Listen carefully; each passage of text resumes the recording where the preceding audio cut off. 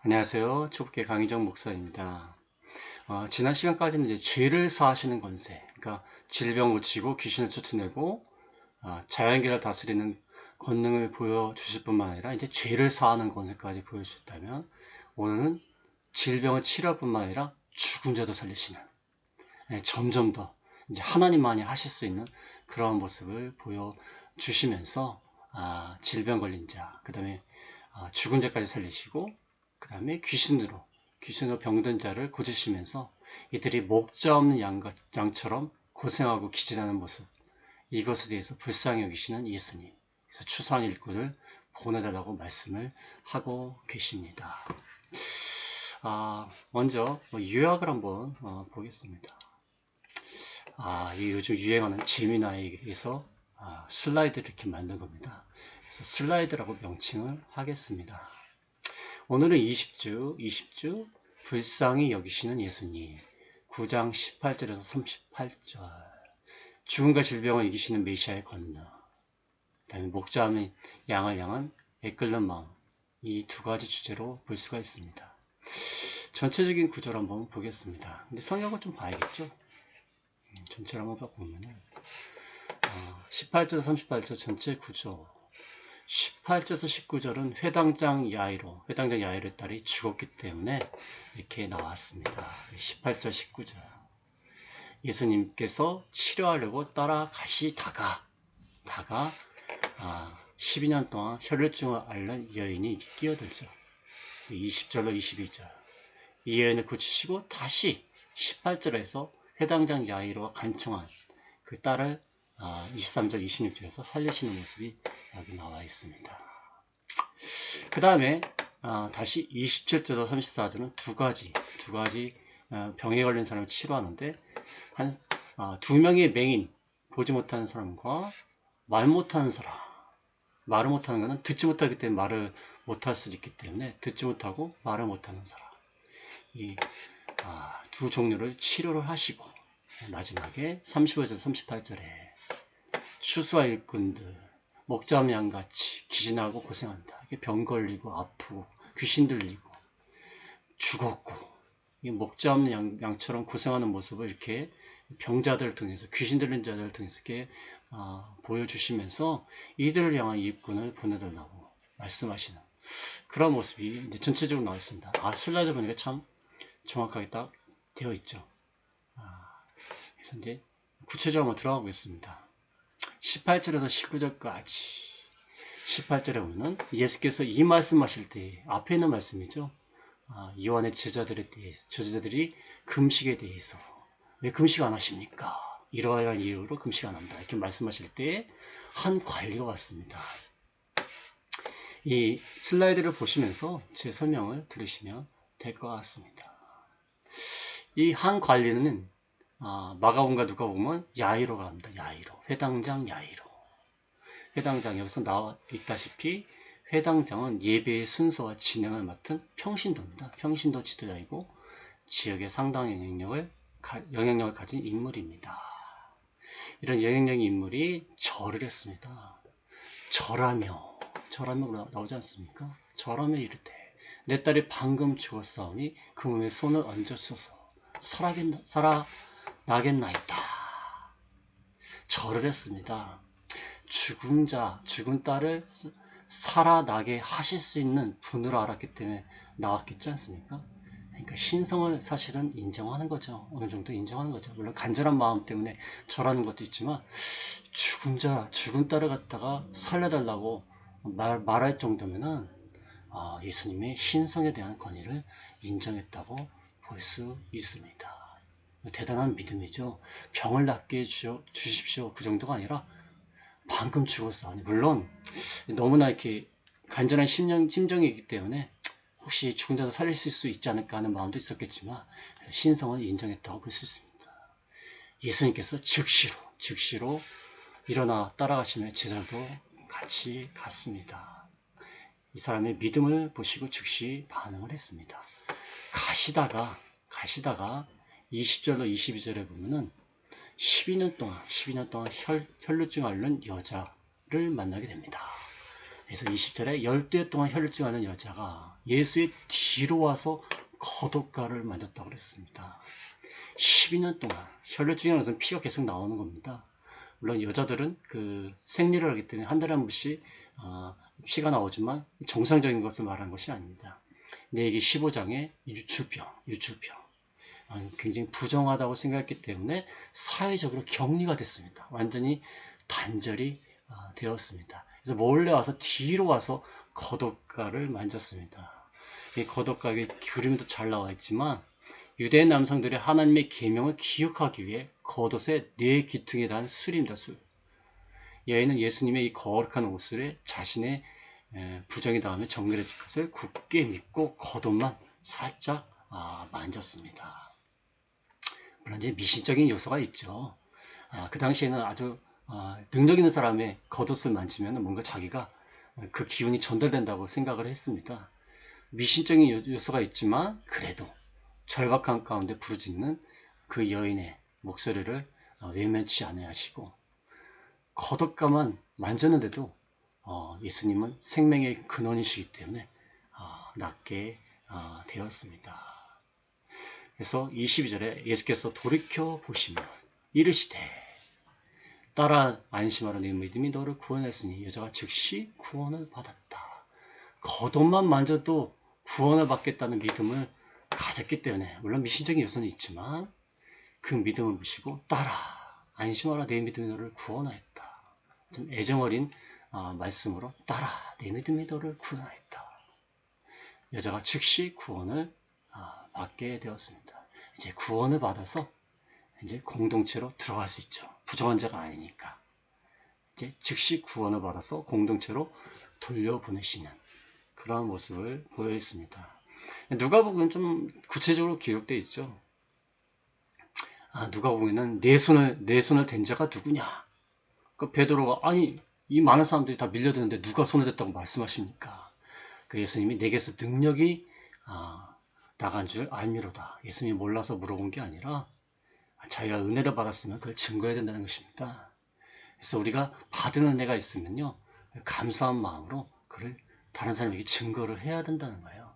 받은 은혜를 감사와 영광으로 하나님께 찬양 드려야 된다는 것입니다. 그래서 누가복음이 좀 구체적으로 이렇게 나와 있습니다. 그 다음에 잊어버린 사람 있죠? 회당장 야이로의 딸. 이 혈류증 앓는 이 여인을 치료하시라고 시간이 또 지체가 됐어요. 예수님 참 바쁘시죠? 근데 그 바쁘신 와중에 참 모든 사람을 이렇게 간청하는 사람들 다 이렇게 살려주시고 그런 모습을 보여주셔서 나중에 나오겠지만 참목자의 모습을 보여주는 것입니다. 그래서 지금 회당장 야이로의 딸이 죽었기 때문에 급히 가야 되는데 또 혈류증을 앓는 여인이 지금 끼어들었습니다. 그래서 아무리 죽은 지 오래됐다 할지라도 살리시는 주님이신 것을 보여주는 겁니다. 보여주는 겁니다. 회당장 야이로는 얼마나 마음이 급했겠습니까? 자, 그 다음에 회당장 야이로의 딸 살리십니다. 도착을 했습니다. 관례 집으로 가니까 피리 부는 자, 떠드는 무리가 있습니다. 피리 부는 자는 2명이고 곡하는 자는 1명을 고용을 했어요. 돈을 주고 고용해서 막 울고 피리 붑니다. 죽었다는 거야. 슬프다는 거야. 죽음이 기정사실화된 겁니다. 되돌릴 수가 없어요. 죽으면 되돌릴 수 없습니다. 질병은 어느 정도 고칠 가능성이 있는데 되돌릴 수 없습니다. 이제 모두 끝났다는 겁니다. 그때 이르시되 24절에 이 소녀가 죽은 것이 아니라 잔다. 죽은 것이 아니라 잔다. 잔다는 것은 깨어날 수 있다는 거예요. 자는 건 깨어나지 않습니까? 죽은 건 깨어나지 못하지만 잠언 성경에서 종종 죽음을 완곡하게 표현합니다. 사람들이 비웃죠. 야, 너무 늦게 도착해갖고 할 말이 없으니까 저러나 보다. 아니면은 야, 질병은 고쳤지만 죽은 자는 어떻게 할 수 없나 보다. 그렇지, 죽은 자는 어떻게 해. 잔다고? 할 말이 없으니까 저런 소리 한다. 그랬겠죠. 그때 25절에 무리를 다 내보냈습니다. 내보냈어요. 에크발라라고 하죠. 쫓아냈습니다. 너무 소란스럽죠. 피리 불고 슬퍼하고 다 죽은 것을 기정사실화하는 분위기예요. 그냥 비웃고 있습니다. 예수님 비웃고 있고, 그러니까 정숙을 회복을 하면서 들어가서 손에 손을 잡았습니다. 시체를 만지는 것은 얼마나 부정한 겁니까? 질병, 환자를 만지는 것도 참 부정한데 시체까지 만지는 게 지금. 예수님은 그 무엇을 만지셔도 정결케 하실 수 있는 분이시다. 손에 손만 잡았는데 일어났습니다. 죽음의 영역까지 지배하고 통치하시는 그리스도의 나라는 그리스도가 통치하시고 그것은 사망을 물러가게 하시는 그런 나라다라는 것을 그리스도의 주권, 생명에 대한 주권을 보여주시는 대목입니다. 26절에 그 소문이 그 온 땅에 다 퍼졌습니다. 그래서 예수님은 자꾸 말하지 말라고 자꾸 그러시지만 그 소문은 퍼지지 않을 수가 없습니다. 그 놀라운 능력, 죽은 자도 살리는 놀라운 능력, 그것이 퍼졌습니다. 죽은 자도 살리는 것은요, 우리가 다시 살아날 부활의 소망이 있다는 것을 보여줍니다. 너희가 죽지만 그리스도의 능력으로 다시 살아난다. 그리스도의 손만 잡으면 살아난다. 예수님의 부활이요 생명이 되신 것을 보여주고 있는 겁니다. 그 다음에 이제 두 종류의 환자를 고치십니다. 27절로 31절까지 두 맹인이 따라옵니다. 두 맹인이 따라오면 소리 지릅니다. 다윗의 자손이여 우리를 불쌍히 여기소서. 다윗의 자손. 참 중요한 말이죠. 다윗의 자손이란 말. 다윗의 자손이니까 왕이지 않습니까? 왜냐하면 다윗의 자손은 그리스도입니다. 그리스도. 다윗의 자손이 우리를 불쌍히 여기소서. 그리스도에 대한 공적인 선고입니다. 선언입니다. 이사야 35장 5절 6절에 보면 이사야 35장 5절 6절에 보면은 분명히 메시아 시대, 그리스도의 시대가 되면은 맹인이 눈이 밝아지고 못든 사람의 귀가 열리고 저는 자가 사슴같이 뛸 것이요 말 못하는 자의 혀는 노래하리니 이 말씀대로 그대로 된 겁니다. 눈이 밝아지고 못 듣는 사람의 귀가 열리고 저는 자가 사슴같이 뛰고 말 못하는 자의 노래하리라. 그래서 그리스도의 시대가 되면 이렇게 될 것을 말씀하셨는데 이게 정확히 성취를 하는 것이고 이런 그리스도인 것을 이 맹인들이 알고 있는 거야. 다윗의 자손이요. 눈이 멀었지만 정교주자는 멀쩡한 눈을 갖고도 예수 그리스도를 알아볼 줄 됐는데 두 맹인들은 눈이 멀었는데 육신의 눈이 멀었는데 영적으로는 환히 보고 있는 것입니다. 그리스도를 알고 있는 것입니다. 28절에 예수께서 집에 들어가시면 맹인들이 나오거늘 집에 들어가셨어요. 좀 피하는 겁니다. 아까도 그렇죠. 이 시대에 물러가라. 이 소녀가 죽은 것이 아니다. 무리를 내보낸 후에 조용하게 기적을 행하십니다. 떠들썩하게 기적을 행하면 사람들이 막 열광을 하고 그러면 그리스도에 대해서 오해를 하죠. 병 치료하는 자, 기적을 일으키는 자, 무슨 마술사 같은 그런 모습, 그러한 사람, 그러한 메시아로 오해를 할까봐 집에 들어가시고 무리를 쫓아내시고 이렇게 하시는 겁니다.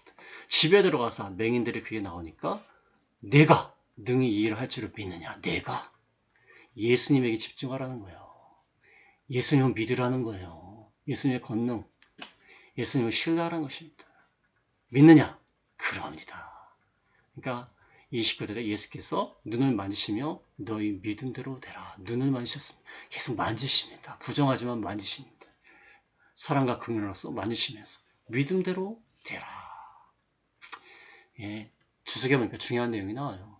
믿음대로 되라는 것은 뭐 우리의 믿음이 양이 많으니까 그래서 된다.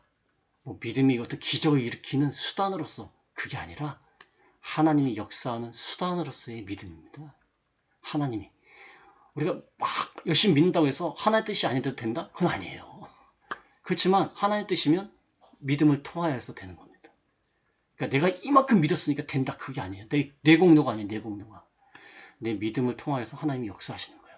하나님이 역사하신다는 것은 내 믿음이 아무리 믿어도 하나님 뜻이 아니면 아무리 원해도 하나님 뜻이 아니면 안 된다는 거예요.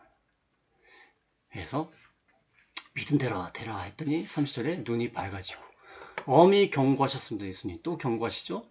아무에게도 말하지 마라. 그러나 그들이 나가서 다 퍼뜨렸습니다. 아무에게도 말하지 마라.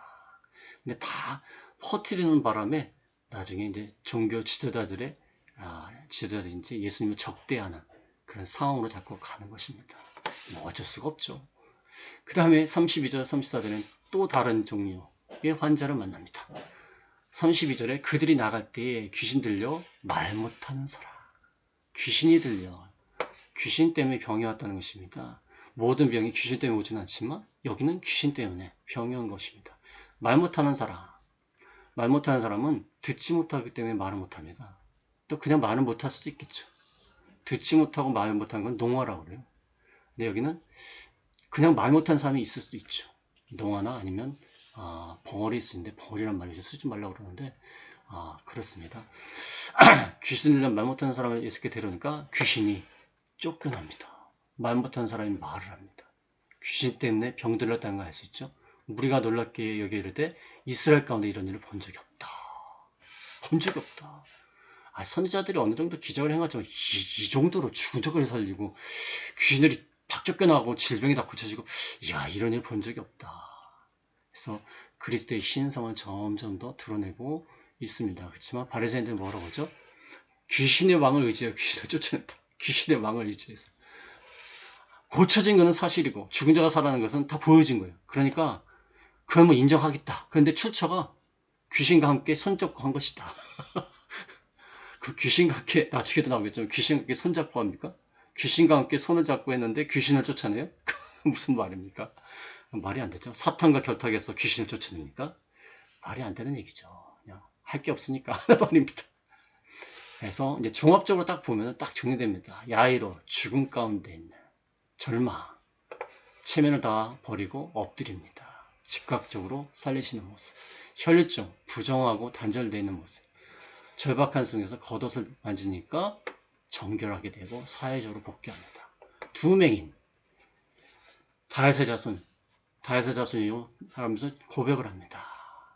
그러니까 믿음의 통로로 해서 믿음의 수단을 해서 눈을 여셨다. 이 말씀이 이제 나와 있고요. 그 다음에 이제 이제 말 못하는 사람이 좀 빠졌네요. 좀 5점인데 하여튼 말 못하는 사람도 들어왔다고 보시면 되겠습니다. 그 다음에 35절, 38절 35절 이제 사역을 딱 요약하시는 모습이 나오죠. 정확하게 가르치시고 전파하시고 고치시고 병과 약한 것을 고치시는 세 가지 사역. 이 요약은요, 사실은 35절의 요약은 사실 5절부터 있는 산상수훈부터 시작해서 여기까지 지금 9장까지죠. 9장까지 다 요약하고 있는 겁니다. 가르치시고 전파하시고 병을 고치시고 약한 걸 고치시는 이것을 마무리를 하면서 그의 사역의 영향이 굉장히 커졌다는 것을 이렇게 보여주고 있습니다. 36절에 무리를 보시고 불쌍히 여긴다. 먹자 없는 양같이 고생하면 기진함이라. 먹자 없는 양과 같이 고생하는 거죠. 불쌍히 여긴다는 것은 창자가 끊어지는 듯한 고통을 말합니다. 얼마나 불쌍히 여기시고 긍휼히 여겨주시니까. 먹자 없는 양같이 그들은 내 동댕이 쳐지고 찢겨지고 목자가 없으니까 약탈을 막 당하는 거예요. 내 동댕이 찢어지고 찢겨지고 고생하고 희진하는 겁니다. 그 당시에 종교제자들이 자기 할 일을 하지 않은 것입니다. 이에 목자양같이 고생하고 고쳐야 될 사람 많고 귀신 쫓아낼 사람 많으니까 이에 제자들에게 이르시되 추수할 것은 많지만 일꾼이 적다. 추수할 거. 이 고침을 받아야 할 사람이 많습니다. 복음을 받아야 될 사람이 많아요. 그러나 일꾼이 적으니까 추수하는 주인에게 청하여 주님께 청해서 추수할 일꾼들을 보내주소서 하라 하시니라. 추수할 일꾼들이 너무 부족하다는 거예요. 이것은 후대에 독자들에게 하시는 말씀이죠. 그 당시에 12제자가 있었기 때문에 10장에 보면 12제자가 부르신 내용이 나오지만 후대에 예수님을 따라가는 사람이 많아지는 거야. 그러니까 추수할 사람이 많아요. 근데 추수할 일꾼들이 부족한 상태에서 추수할 일꾼들을 보내달라고 기도하라는 거야. 이 말씀을 보면서 그렇게 하라는 것입니다. 그래서 추수할 일꾼들을 그 당시에 또 보내주셨습니다. 그래서 10장부터는 이제 계속해서 12제자를 부르신 내용이 이렇게 나와 있습니다. 오늘 말씀이 되게 길지만 이 슬라이드가 너무 잘 요약이 되어 있고요. 여러분 올릴 테니까 보시고요. 또 영상 AI가 이걸 또 영상으로 또 요약을 해서 만들어줍니다. 이제 그것도 이제 올려드리겠습니다. 그래서 예수님은 오늘 말씀 죽은 자까지 살리시는 주님이시고 불쌍히 여기시고 목자 없는 양과 같은 그들을 불쌍히 여기시는 주님에 대해서 이렇게 말씀하고 있습니다. 우리 어린아이도 참 영적으로 봤을 때는 불쌍한 사람이라는 것을 인식시켜야 돼요. 우리가 죄악의 문제, 우리가 실수 많이 하지. 우리 죄 많이 짓지? 그것을 죄로 용서해 주시고 우리를 구원하실 분은 주님밖에 없어. 우리를 불쌍히 여기시는 분이야. 우리 주님 앞에 서서 회개해야 돼. 기도해야 돼. 이렇게 말씀을 전하시면 될 것 같습니다. 감사합니다.